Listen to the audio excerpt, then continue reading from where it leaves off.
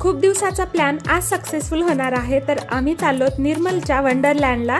तर खूप छान वॉटर पार्क आहे म्हणे आणि लेकरांचं पण छान एन्जॉयमेंट होईल। आम्ही पण कॉलनीमधले सगळे फ्रेंड्स एकत्र कुठेतरी जाण्याचा योग येईल म्हणून हा प्लॅन केलाय।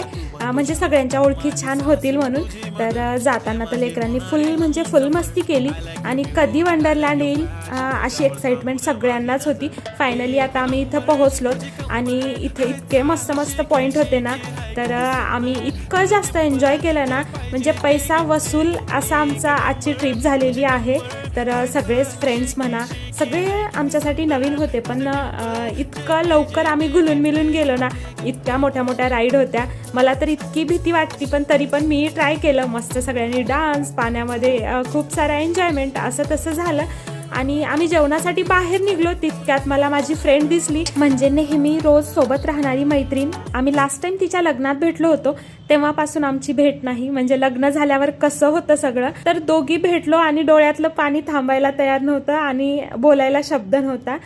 तर फुल व्लॉग लवकरच येईल, बघायला विसरू नका। आणि अशा इमोशनल क्लिपमधून माझ्या मिनी व्लॉगचा शेवट करते। बाय।